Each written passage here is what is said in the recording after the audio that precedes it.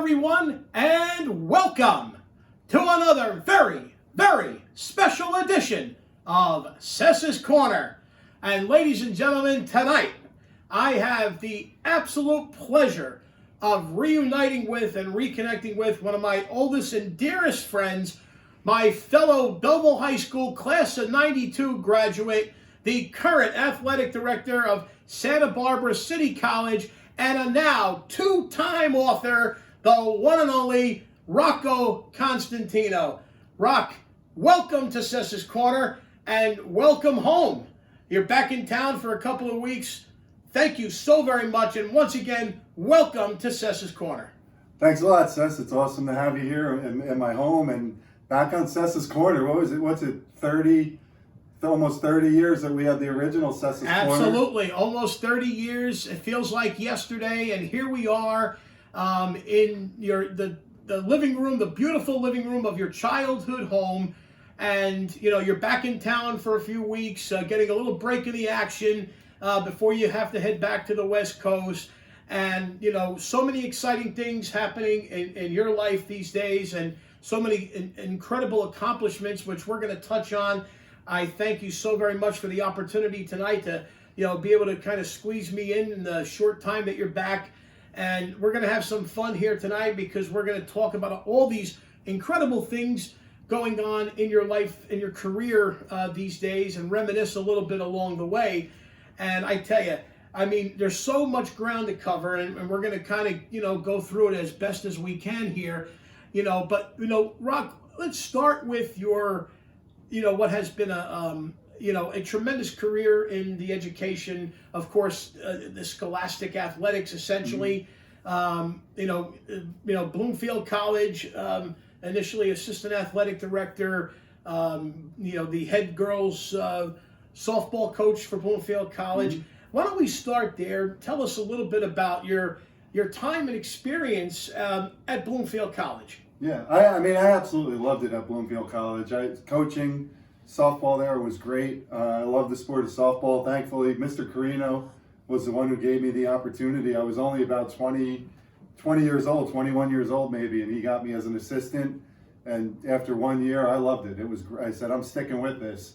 So, I stuck with it high school level for a while, and then had the opportunity at Bloomfield College, and it was great. It was an emergency situation that came up. Yeah. I was named the head coach only a month or so before the season started, and the program had been struggling pretty bad. They only averaged about 3 or 4 wins a year.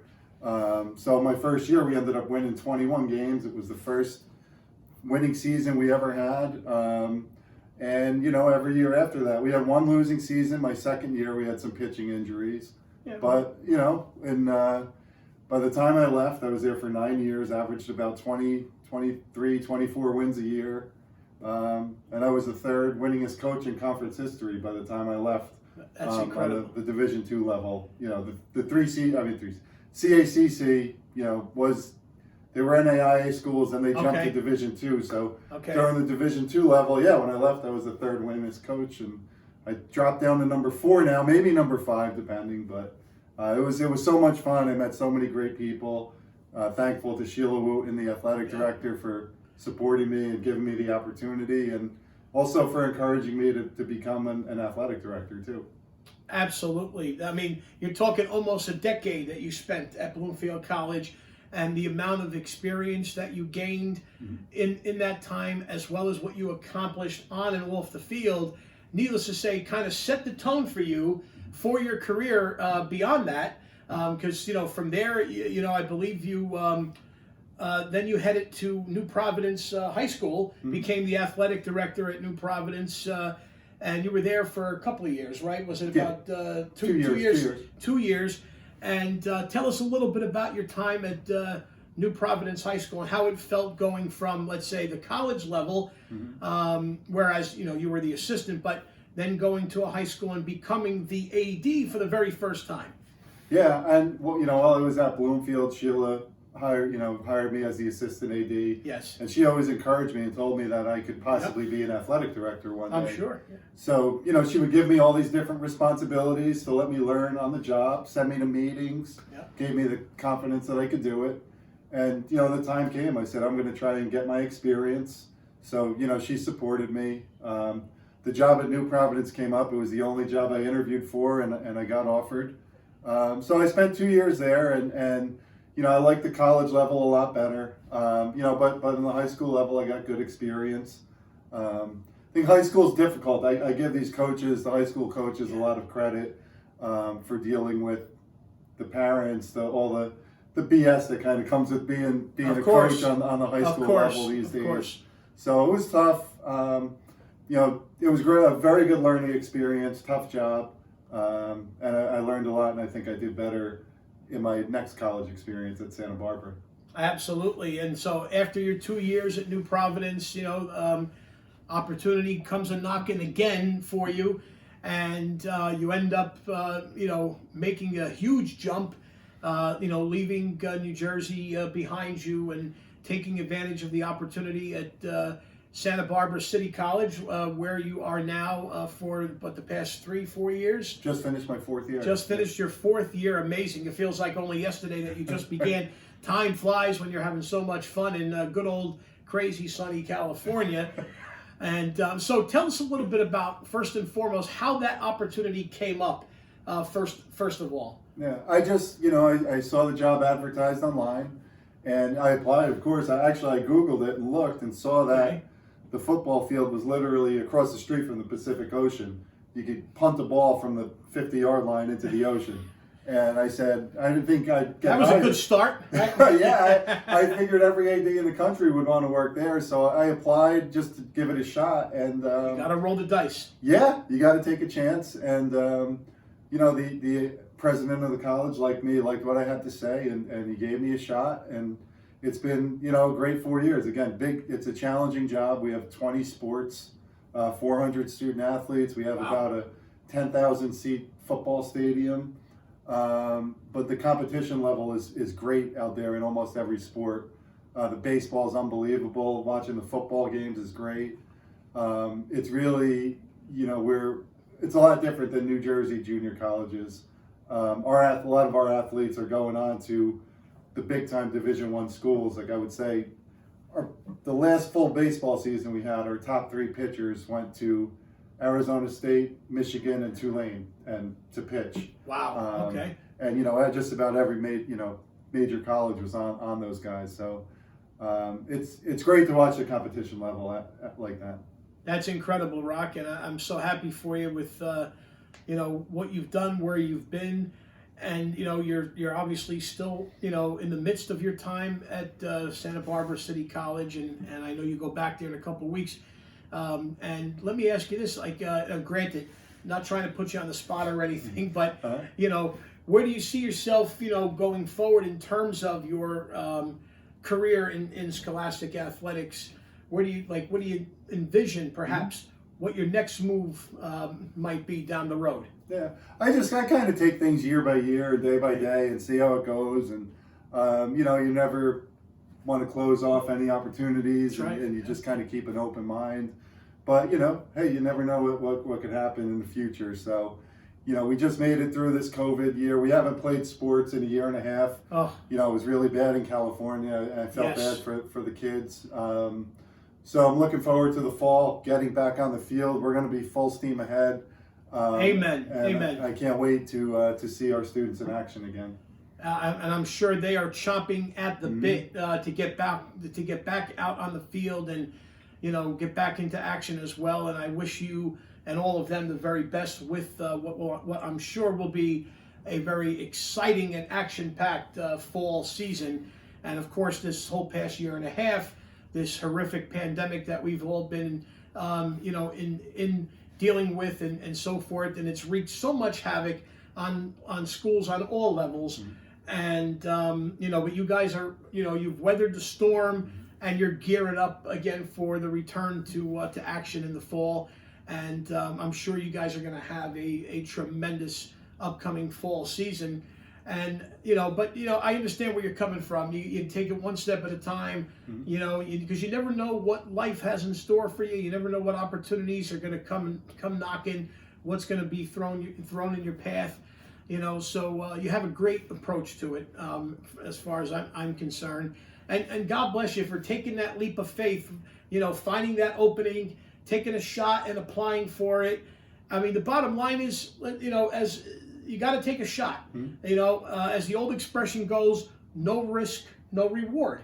And so you took a shot, you got the opportunity, and you got selected, and you're making the most of it. And God bless you. I'm very happy for you.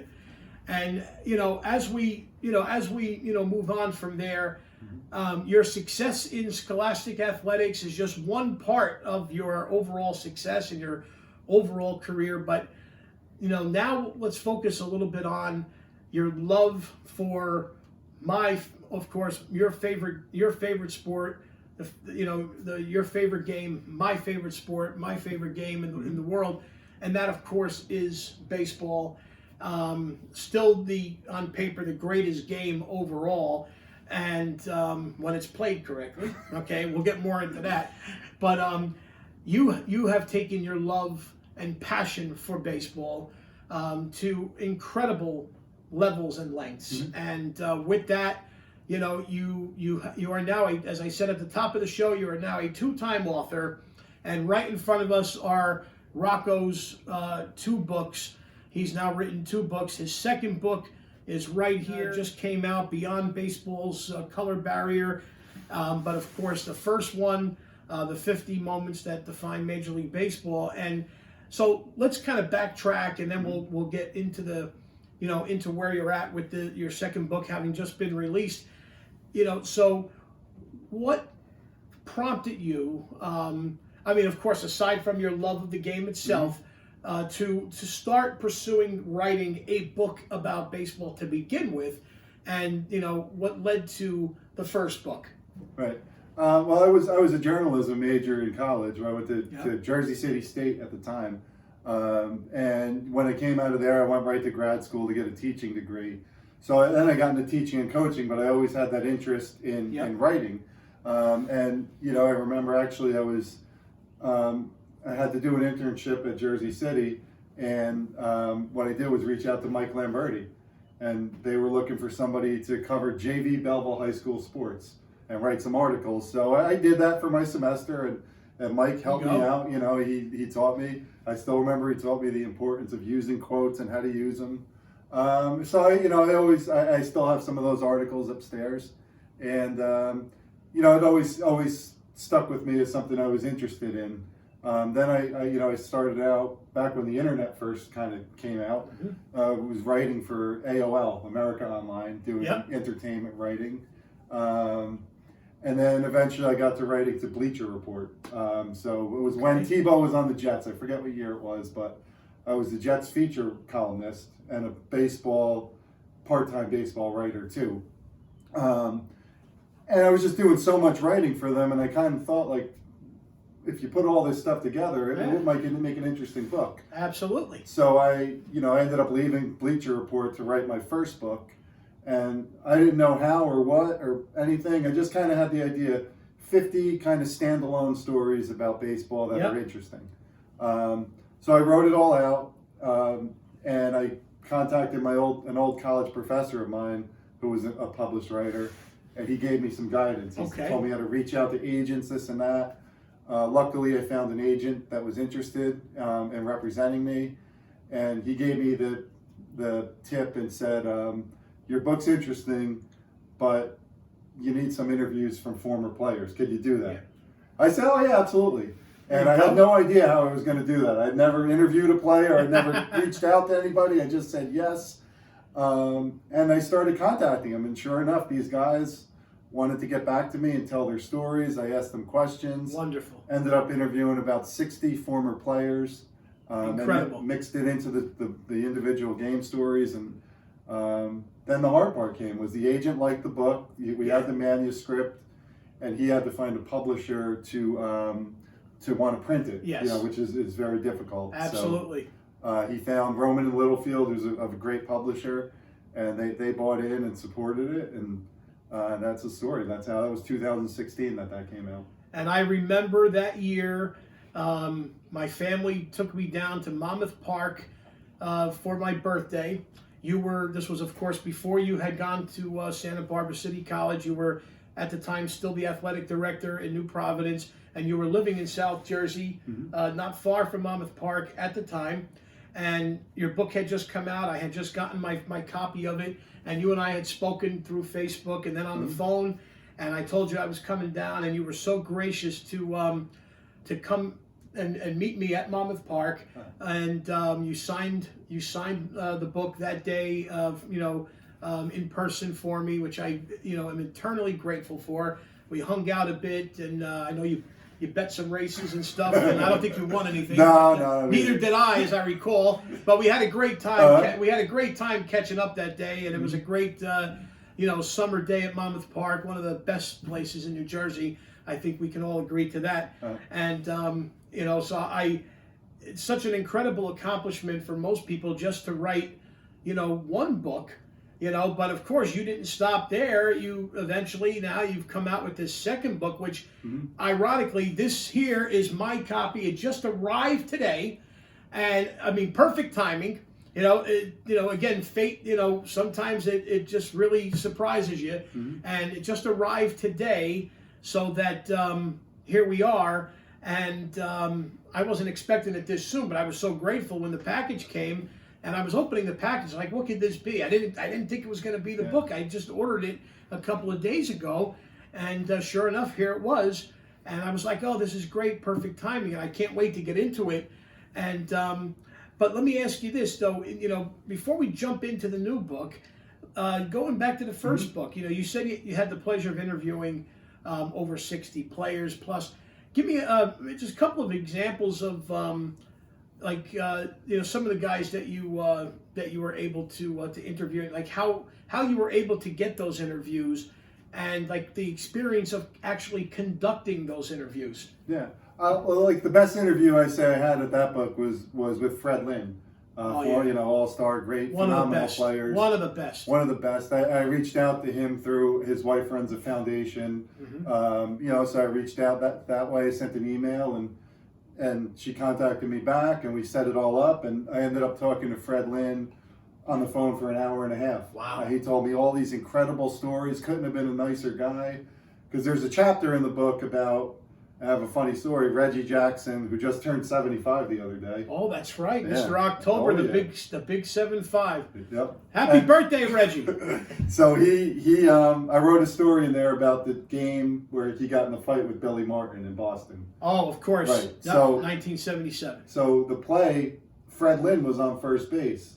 And That's right. Freddie was with the Red Sox at the time. Yeah, and he saw Reggie jaking it out in right field. So he went first to third. So he was kind of the guy that spurred the whole thing on. Of course. So it was really interesting to talk to Fred Lynn and say, like, what was that like? You're standing on third base. And get his perspective. Yeah.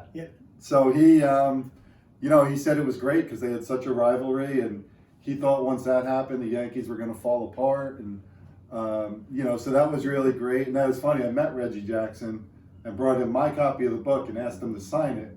I said, I wrote this book, Reggie, can you sign it? And I had it open to that chapter. He signed it, and then he looked at it and saw what it was, and then he just kind of looked up and kind of gave me a look and a little bit of a sneer, and he just closed the book and said, congratulations, all right. Yeah, it wasn't a jerk or anything, but you could see he kind of. In other words, if looks could kill, we probably wouldn't be here right now. Is what you're telling me, but that's an incredible story. And Freddie Lynn was. While of course I'm a diehard Yankee fan and I dressed for the occasion, I know how much you love the Yankees, right? So, but nonetheless, I tell you, I always had a great respect for Freddie Lynn. When, of course, he went on to play for the California Angels, as they were known as at the time. After his time in Boston, later on, he was in Baltimore towards the latter part of his career. And if I'm not mistaken, correct me if I'm wrong, I believe he is still the only player to hit a grand slam in an All-Star game. He was definitely the first. He still might be the only one. I don't recall it happening. 1983. 1983, and it took place at the old Comiskey Park. Yeah. In Chicago, Mm-hmm. and he hit the grand slam. Of course, that was the year that the Baltimore Orioles defeated the Philadelphia Phillies in the World Series. But it was the Chicago White Sox had won the American League West at the time. Mm-hmm. They were part of the American League West at the time, but lost to Baltimore in the ALCS that year. But I remember watching that World Series. My family and I, we were away. We were down the shore, if I recall. And I, again, me being a diehard avid baseball fan, I always used to watch the All-Star game no matter what. Mm-hmm. And I remember watching that home run live as it happened and everything. So Freddie Lynn always stood out to me as one of baseball's, probably one of the most underrated players probably in the history of baseball. Always was a hustler, mm-hmm. always came through in the clutch. And I only could imagine that the great experience it must have been, and all the nostalgia that must have came from, having the opportunity to interview him and be on the phone with him for an hour and a half. I mean, that must have been incredible. Yeah. And that's wonderful. And now, as we move on, here you are now, 5 years later, and your second book again is now out. And so take us through how you get to this book. How did it all come together for Beyond Baseball's Color Barrier to now be in front of us? Yeah. Well, after the first book, I actually wrote a second book in between before this that never got published. So that's why there's a 5-year gap. I didn't know about that. Okay, yeah. Do tell. So I wrote one of the guys I interviewed, Don August. He pitched for the Brewers. He was on the '84 Olympics team. I remember. Yep. So I took a couple of years to write his autobiography with him.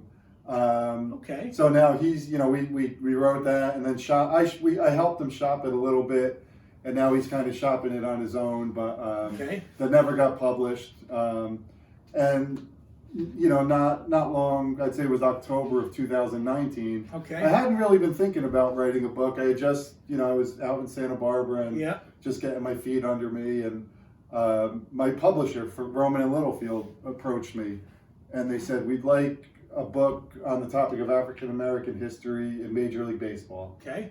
Do you want to do something with Jackie Robinson or even earlier or this? And, we bounced around a lot of ideas, and luckily my agent, his name's Curtis Russell. He's a big baseball fan. He lives in Toronto. He's a Blue Jays season ticket guy. Oh, okay. Awesome guy. And we got to talking and said, why don't we do a comprehensive history? So we started in 1897. Wow. I'm sorry, 1879, and all the way through today. So we put together a proposal, a timeline. That's comprehensive, all right. Yeah. And we sent it to Roman and Littlefield, and they took it to their people, and it got approved, and they said, all right, get to work. You got 6 months to write it. So from October, and actually ended up, COVID hit, and I got a little 3-month extension out of that, which helped. But I got to work on writing it. I would go to my job during the day, and just about every night come home and work on the book. Yeah, just work on the book. It was fun to do. We love baseball, so it was interesting to research and write. I just kind of followed my timeline along, and like I said, started out 1879 and went all the way through to today's game, and it's doing well, off to a good start. I can't wait to get into it. Looking forward to diving into that, and just so that we can officially publicize the book is officially out. Just tell the folks exactly the best way that they can get a copy and purchase a copy of Beyond Baseball's Color Barrier. Yeah, it's available, through Amazon, Barnes and Nobles, all those places. If you just Google my name, it usually pops up. It'll probably pop right. Maybe with some not so good things too. Maybe police blotters. I'm only kidding. No, no, just kidding. But if you Google actually I have a website with all my writing in one place, RoccoConstantino.com. So you can buy it through there too. Any place on the internet, it's out there. Wonderful, wonderful, wonderful. And like I said, I can't wait to get into it. And congratulations. I mean, it's a huge accomplishment just to get one book, written and published. Mm-hmm. And here you are on number 2. And of course, that begs the question: can we anticipate, future books? Do you have a vision for, let's say, further books, whether it be baseball related or otherwise? Yeah, I've thought about it. I'd like to do another one if the opportunity comes up. I thought about, again, sticking with baseball history because I like, something I know and like. Yep. But I'd enjoy writing about football too, or music, or even something along the lines of coaching, and something maybe to help in youth sports and the right way to do it, because we see a lot of BS going on in youth sports. So that's putting it mildly. Yeah. So I'd like to maybe do something with it. So I have some ideas in my head, and we'll see where they go. Wonderful. I look forward to what's to come. And knowing you, I'm sure you're going to come out with another intriguing piece of material, and you have a lot of things to consider. As the old expression goes, the possibilities are endless, and good for you. And now, we got to talk about, in addition to the book writing, you've also taken your love of baseball to the area of conducting formal interviews on essentially a weekly basis with this great podcast format type thing called Ball 9, which started by you and our other dear friend, another former fellow Belleville High School class of '92 graduate, Chris Vitale, who also now resides in California as well. And I know Chris will be watching this when this is uploaded and everything. And Chris, hello, buddy, and tell us about Ball 9 and you and Chris and your collaboration and how Ball 9 has come together. I understand now you just celebrated the 1 year anniversary. May 5th was the 1 year anniversary of Ball 9. You've conducted over 50 interviews with former baseball players and so forth. I haven't seen them all. I've seen a good chunk of them, and I try to keep up with it. And you have a Facebook page too. You can tell us more about that. So tell us all about Ball 9 and so forth. Ball 9's been a blast to do. I've absolutely loved it. Our 1 year anniversary is May 5th. And the way it came about was kind of really interesting. Chris, I had moved to California, Santa Barbara, and just right after me, maybe not even a month, Chris moved to Redondo Beach, which is about an hour and a half from me. So, we had talked and we'd met up, we had gone to games, and anyway, we ended up, I through my first book became acquainted with Jim Campanis. His grandfather was Al Campanis with the Dodgers. Yes, and yes, Jim of course, played in baseball too. Anyway, he invited me out to an event at Angel Stadium. It was a fundraiser to help retired baseball players who were down in their luck. So I called up Chris. I said, "Do you want to go to this?" So me and him went. We had no idea what to expect. It was a smaller type of event, but it was mostly former major league players. So we sit down at our table, and it was me and Chris, and right next to Chris was Dennis Lamp, the old pitcher. Oh, I remember Dennis. Yep, absolutely. Right to my right was Tony Muser, the old Royals manager. Oh yes, I remember. Yep. And Tom Gamboa and his wife were at our table. The old White Sox, I think, manager and coach. Yep. I remember the name. Yep. Right back to me was Rod Carew and his wife and grandkids. One of the greatest hitters in the history of the sport, no question. So, Bobby, all these guys are Bobby Grich, just a ton of former players. And they all got up and started telling these stories. And we were on the floor. They had just the best stories in the world. Sounds like heaven. Yeah, it was great. It was great. And Chris, we were talking, and Chris said, "Why don't we, this is awesome. We got to share this, celebrate, let players tell their stories." Right. So it was Chris's idea to come up with Ball 9, a website where we let baseball players tell their stories. So we had no idea what it was going to be like. We started off, and Chris just started reaching out to people. So he got a fellow by the name of Josh Hetchka, who is a current relief pitcher for the Brooklyn Cyclones. He's a Mets prospect. Okay. And a web developer, whatever. So Chris got him to develop a website for us. He reached out to Dan Tiant, was one of Chris's friends, Louis Tiant's son. Louis Tiant's son, yes. So Dan got involved. And then writer Kevin Kernan. and Kevin was a New York Post writer. Yep, I know the name. Yeah, sure. for 40 something years. Very credible, awesome guy. Yep. He had just retired from writing and moved to Florida. So Chris said, "Could you write a couple articles a week?" So we got this team together, the five of us. A very impressive team, I might add. To say A dream team, if you may say. Absolutely. And but we had no idea still what to do. So Chris, one of the very first things Chris did was got himself in touch with David Wells and did a video interview with David Wells. Wow. And he has this called Tuesdays with Boomer. All right. Tuesdays with Leroy podcast, video cast. So it's a video interview. It's great. And then we just started reaching out to people and interviewing. So Chris did video interviews with people like, Wells, Dave Parker, Bobby Dave Parker. Valentine. Dave Parker, one of my all-time favorite ball players. The Cobra. The absolute Cobra. Oh. And the next one coming out is with Rick Cerrone. And he talks all about growing up in Newark and all that. I can't wait for that one. That should be a real treat. It'll be out in a week or so. So for me, you know what, I said I want to write it. I wrote some silly articles about baseball cards or whatever.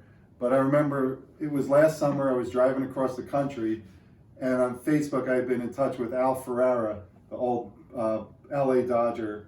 He's about 81 years old. Oh, God bless him. Yeah, I recognize the name. I said, "Hey Al, let me call you up. I'll interview you. I'll write an article." We just, and it was great. And it had an awesome reception. It got a lot of attention online. And I called Chris. I said, "Hey, every week I'm going to try and interview a guy." I said, "I don't know how long it's going to last. I might run out of people after a month, but I'll try it." And every Friday now, I have never missed a Friday. We always have somebody to interview. My last week, my interview was 2 weeks ago was with Rocky Colavito. Yeah. So great guy. And the best part is you interview somebody like Rocky Colavito, who's an all-star and has great stories. But you can interview anybody, even if they were in the league for 2 years. They have the best stories. Oh, absolutely. So it's been phenomenal. Now tomorrow I'm interviewing a fellow by the name of Al Worthington. He pitched for the 1953 New York Giants. I do recognize the name. I do. I do recognize the name. That I can only imagine what a great experience that's going to be. Oh, he's 92 years old. Imagine being able 92. God bless him. Ask somebody, "Hey, what was it like to pitch to Jackie Robinson, or what was it like to be teammates with Ted Williams?" Or it's crazy to talk to these people. I really enjoy talking to the older guys like that and ask them, what was it like to be a minor league teammate with Hank Aaron? I interviewed a guy last week, Don Schwall was his name. He was the 1961 Rookie of the Year. For the Red Sox. Yes, right. Yes. He had met Honus Wagner at one point when, I just can't believe it. I'm sitting there asking, "Hey, what was it like when you met Honus Wagner?" Honus Wagner is born in the 1800s. Largely considered, by many people to be the greatest ball player to ever live, I mean, that alone must have been that you probably could have spoke all night just on that alone. Yeah. And I know you were telling me, and I saw some of it about the tribute. You did like almost a 4-week tribute just to the amazing 1961 baseball season, probably one of the most exciting seasons in Major League Baseball history. Of course, that's the year that Roger Maris breaks Babe Ruth's single season home run record, and so many things, take place in '61, and you mentioned Rocky Colavito. Of course, I'm a diehard Yankee fan, but I have the tremendous respect for all the greats of the game, and I love the history of the game just like you do. And he was of course a legendary slugger for the Minnesota Twins, back in the early days, and so forth. So, I mean, I can only imagine what that experience, must have been like. And if I remember correctly, too, one of your prior interviews was with former Texas Ranger catcher, and I believe he's still a broadcaster for the Rangers, Jim Sundberg. Yeah, Jim, that was a great one. Really, and you know what? It was great. I interviewed him. He was such a super nice, soft-spoken guy. And after the article came out, he emailed me back and said, "That was the best article anybody ever wrote on me." Because he was an all-star and everything, but he wasn't always he's not somebody on the cover of Sports Illustrated or super flashy, but always considered to him solid. be one of the very, and just like Freddie Lynn, very solid, underrated player who was a very good defensive catcher, and never got enough recognition, I thought, for being one of the better all-around catchers in the history of the game. And I remember he did the Yankees in on a few occasions. Always used to get he always used to seem to get some clutch hits against the Yankees in the early mid '80s and what have you. I remember distinctly. Yeah.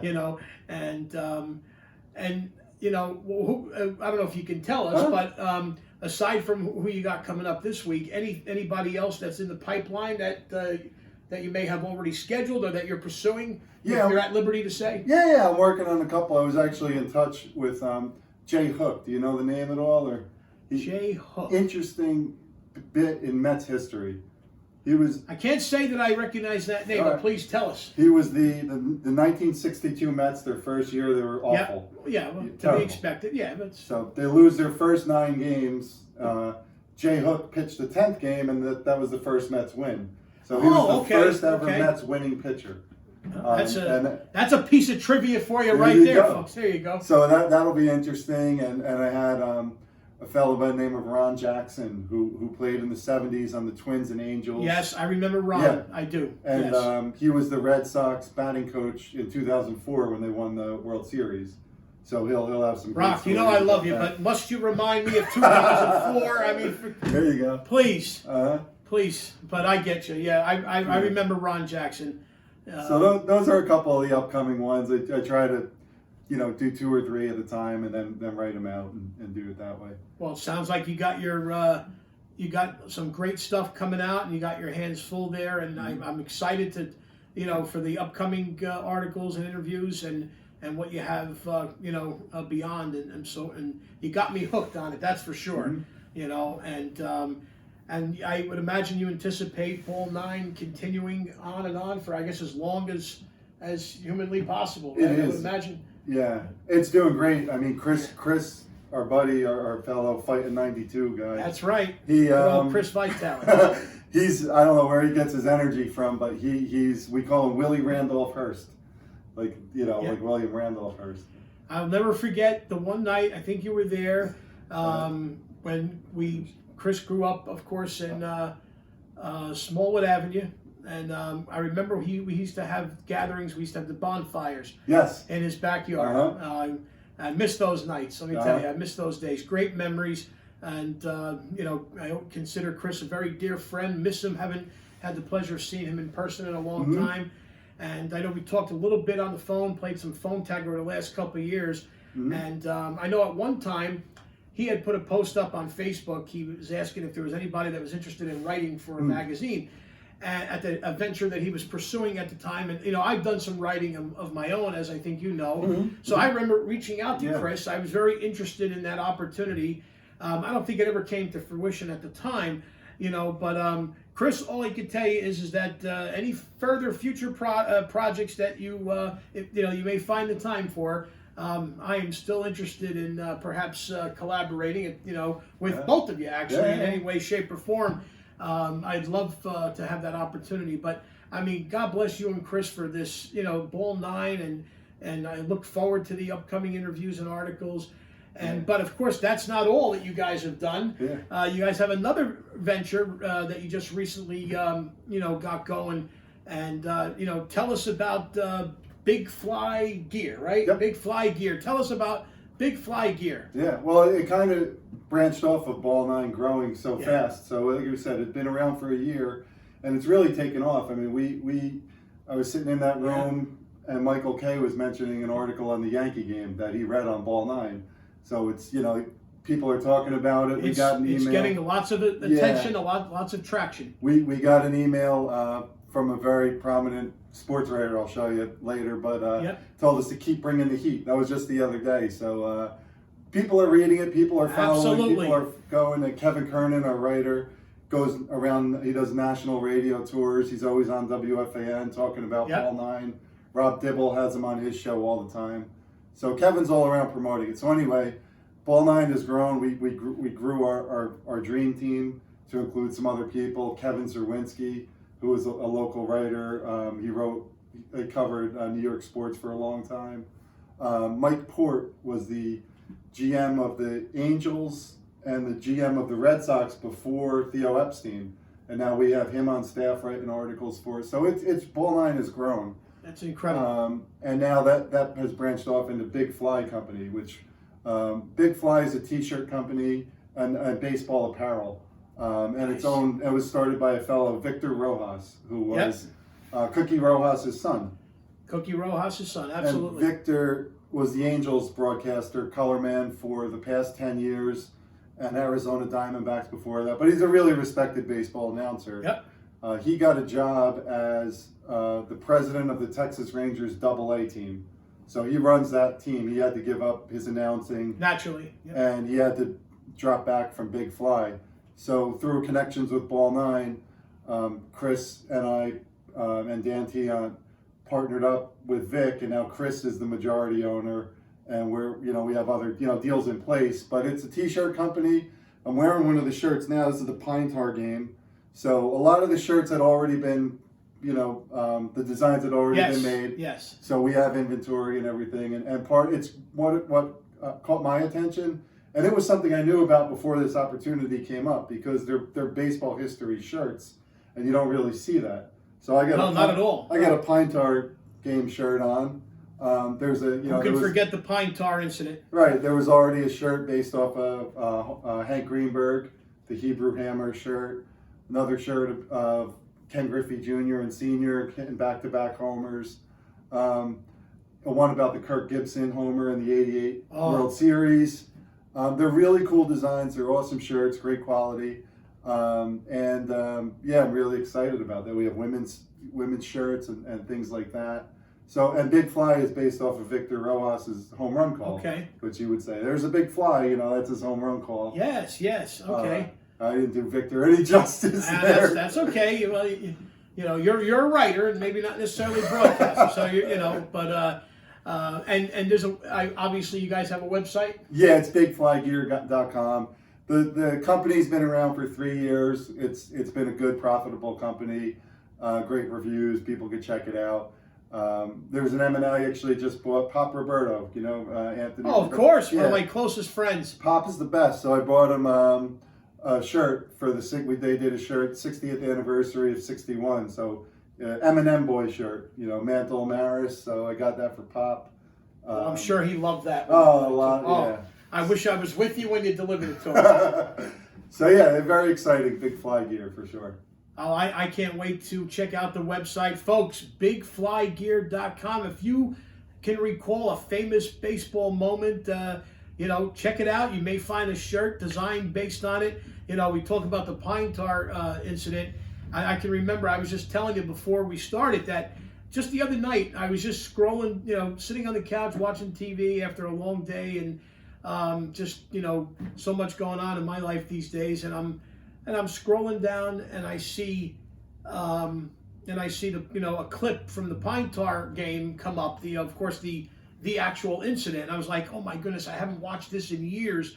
I remember watching it live. I'm 9 years old in my father's mother's house in North Newark, Park Avenue, North Newark. And I remember it was a Sunday, and we were getting ready to go on a family vacation down to Wildwood Crest on the following day, the Monday. And we always used to have, Sunday family dinner at my grandmother's, God rest her soul, passed away actually a year after that. And I remember watching that whole thing live. When this came up on YouTube, I said, I gotta watch this. And, not just to see George Brett, one of my, a player that I have always had the most tremendous respect for, Yankee killer though, and but without question one of the best hitters in the history of the game. Not just to see when he throws that tantrum and he comes out charging after the umpires, and but really, as I mentioned to you before, what really got me, was that so I could hear the great Frank Messer and Bill White once again. Bobby Mercer, God rest his soul, is also part of the broadcasting crew at the time when this incident is taking place. He had just retired earlier in that season, and then joined the Yankee broadcasting team right after retiring from playing. And I'll never forget that for as long as I live. Billy Martin, of course, the late great Yankee manager, who came out and started questioning that. I mean, so that is a classic shirt. So, folks, I'm telling you, this is just one of the many classic shirts that you can get at BigFlyGear.com. Be sure to check it out. Now, Rock, congratulations once again on all these accomplishments, all these ventures. I wish you all the best with everything going forward, and I'm sure there's so many more exciting things to come. But we got to spend a couple minutes on, the state of Major League Baseball today. Okay, and again, you and I are still diehard fans, always will be. Okay, and if we weren't, we wouldn't be concerned about the game as we both, currently and respectively are.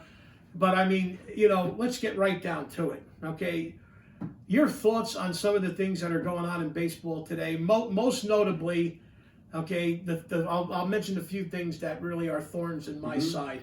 The 7-inning doubleheaders, the limit on the relief pitchers with the three batters, and then of course what makes me see red, I think, more than anything else, and I can barely utter the words, and I've gotten into some arguments with some folks on Facebook about it, but I mean the extra innings starting with a man on second base.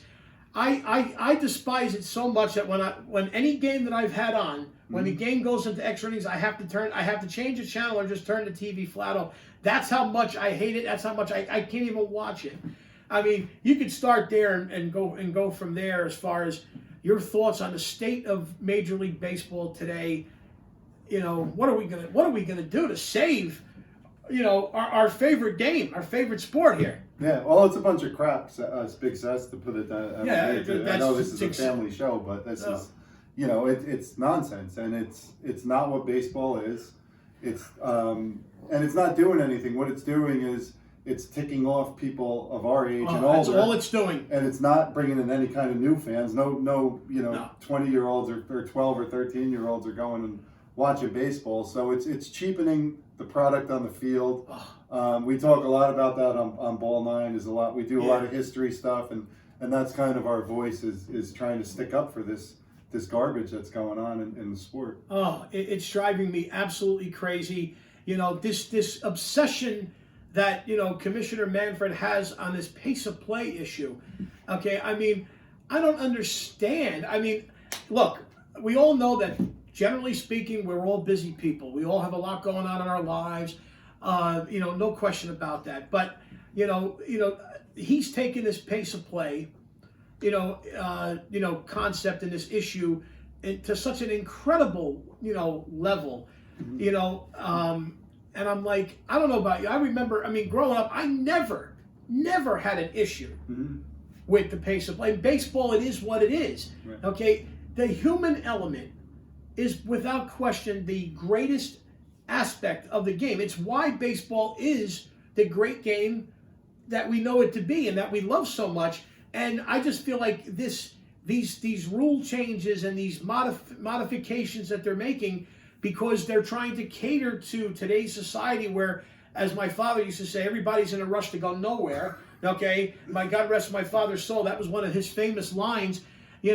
And they're essentially taking the human element, or at the very least compromising the human element of the game. And to me, you just can't do that and expect the product to remain, to maintain its integrity. And I don't know. I just don't understand the obsession with it. And look, I'll go on record, and you can tell me how you feel. I'm even opposed to instant replay. Okay, because if anything slows up the game, it's the way they handle instant replay. Listen, we all want to see the right calls being made, but let's face it, the human element, an umpire making a bad call has been a trademark or one of the key parts of baseball for years and years. Okay, that's just part of the game. You're going to get a bad call that's going to go against you. You're going to get a bad call that's going to work in your favor. That's baseball. And, the instant replay in baseball, the way it interrupts the flow of the game, is just preposterous as far as I'm concerned. And they talk about pace of play. Well, if you really are concerned about pace of play, get rid of the instant replay. I mean, what are your thoughts on the instant replay? It's tough. I mean, you do hate to see a big game or, World Series game, the Don Denkinger game in '85. That's blown on a bad call. Yeah.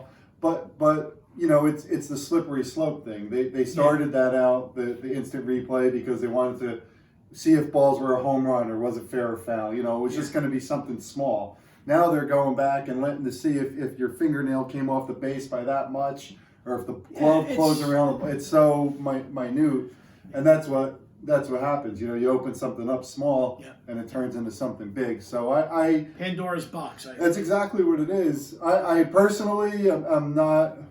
There's much worse things to me, like all the other stuff, the 7-inning crap, the fake base runners, the 3 innings, and even what about the minor league stuff that they did this year? They cut down on the number of minor league teams. I saw all across that. the country.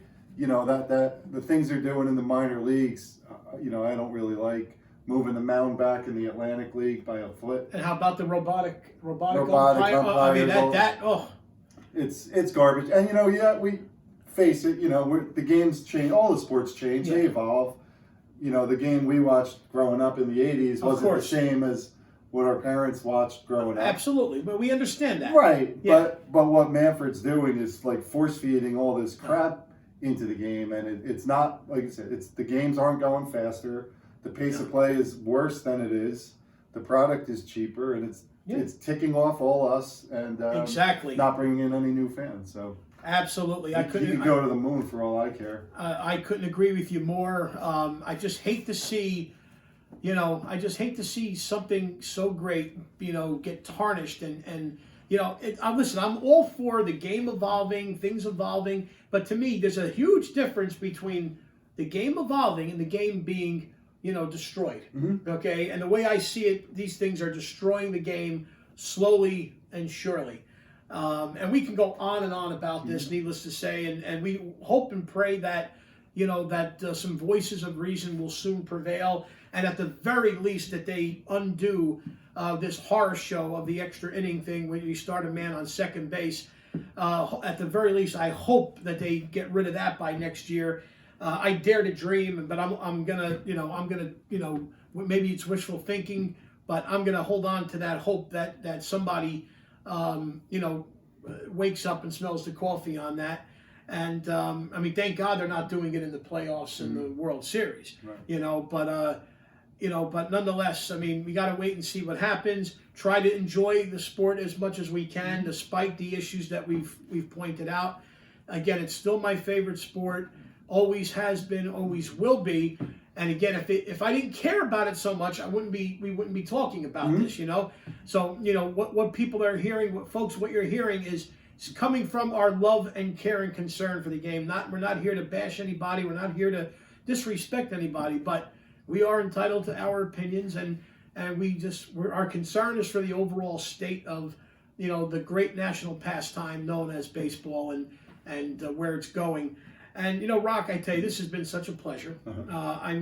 I can't thank you enough for the opportunity to come into your childhood home while you're back in town for a short time, and you got so much family and friends to catch up with, and you to give me a little bit of your time tonight for us to reminisce a little and talk about these amazing accomplishments of yours and this outstanding career of yours. I cannot thank you enough. I want to kind of sum things up with I got 3 questions for you. All right. Okay, that I want to get right down to it here. I'm going to put you on the spot a little bit. Okay, so let's get right down to it. All right, so let's start with this. Your all-time favorite baseball player? I might have to go with Dwight Gooden there. I think, Reggie was my first favorite baseball player, even though I was a Mets at the time. I just like Reggie. But I'd say Dwight Gooden. He was the guy when I was playing for the 1986 Farm League champion Indians with Lou Conte and Rich Romano coaching and Steve Romano. Chris Vitale was on the team and Dan and Rich Romano. But when I used to pitch, that was, who I felt like I'm Dwight Gooden out there. So that he was probably my all-time favorite guy. I remember I played against you. I was on the Dodgers, which was coached by 2 dear friends of mine who I miss dearly, the late, great Gaten Janicelli and of course my man I consider to be one of my mentors in life. Prior to his passing, probably one of the greatest mentors anybody could ever have. Of course, the late great Bruce Morgan. And I remember we played against each other, and we had a lot of fun, back then. And so now, all right, your favorite player, Doc Gooden, who I've had the chance to meet and at one of the Robert Longo ALS fundraising events, and he's been at the last two prior to this past one, the virtual one. But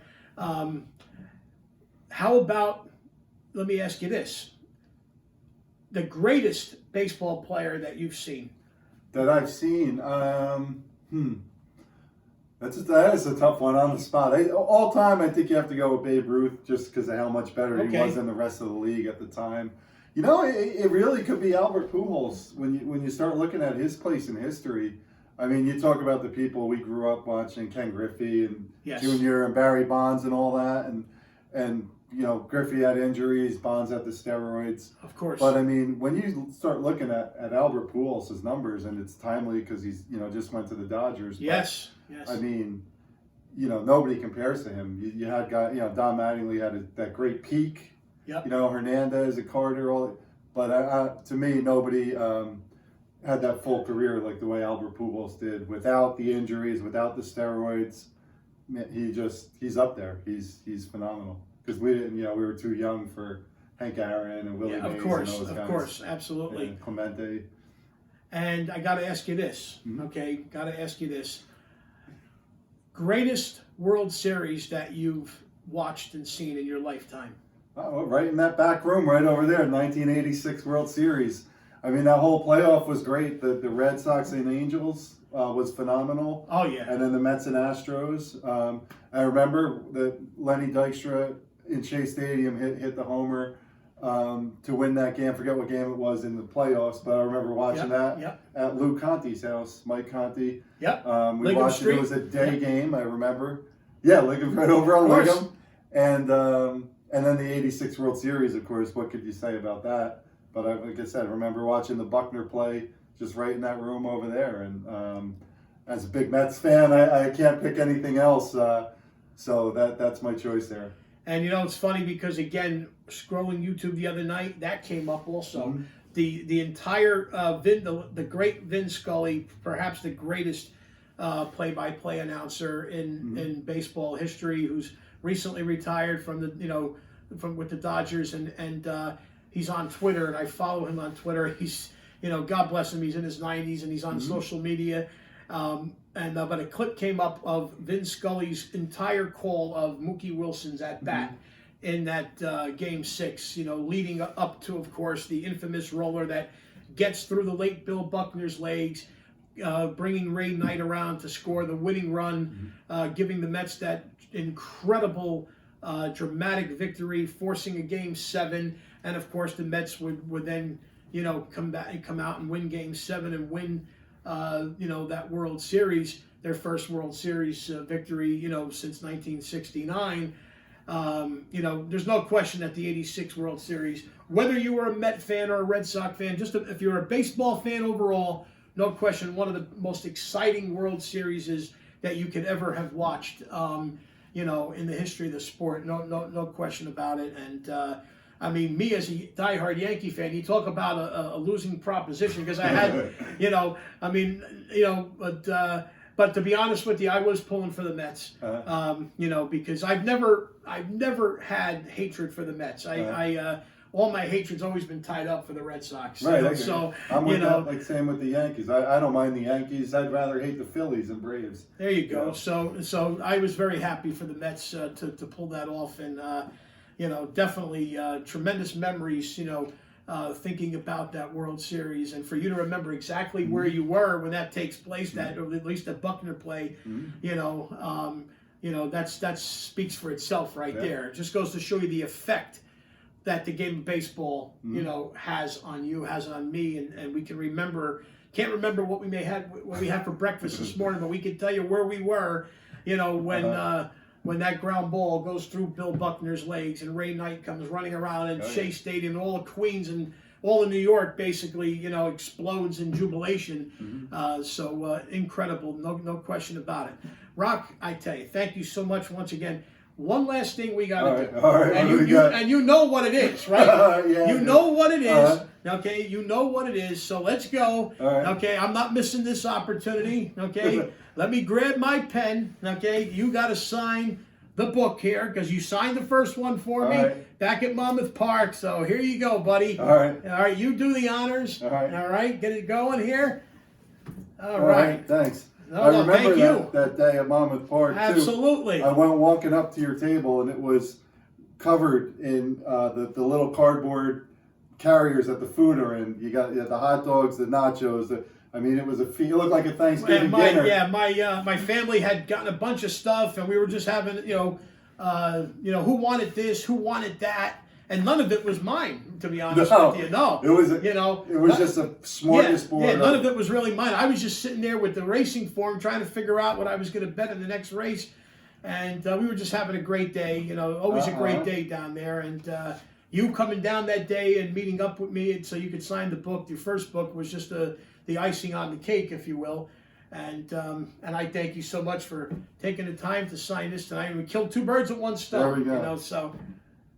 That's the truth, and you're right. We had a whole smorgasbord of Monmouth Park's finest cuisine. I had some pretzels, and we lost I think we lost every bet that we did. Absolutely, yeah. We definitely we definitely didn't come home with our pockets full. It was our pockets were empty, but we had a great time and made a great memory of a great day. So no question about it. Right. And I can't thank you enough for this time tonight, signing the book. And folks, once again, Beyond Baseball's Color Barrier, check it out. Again, Amazon, Barnes & Noble, or RoccoConstantino.com. You will find it. Make sure you check out Ball 9. Make sure you check out BigFlyGear.com. So much from Rocco and of course, Chris Vitale as well. For all you baseball lovers out there, they got it all, and so much more to come. And ladies and gentlemen, thank you all once again for your ongoing support of Sessa's Corner. Rock, thank you so very much. I appreciate it. Thank you so much. And once again, folks, if you have not done so already, please subscribe to my YouTube channel under Anthony M. Sessa, where you'll be able to see this episode of Sessa's Corner, all of the prior episodes, and of course, all of my upcoming episodes that are in the works. I thank you all once again for all of your ongoing support for Sessa's Corner. So much more to come. I promise I will not let you down. Have a great, great night, everyone. Take care. Rock, thanks again. Thanks again, Sess. All right.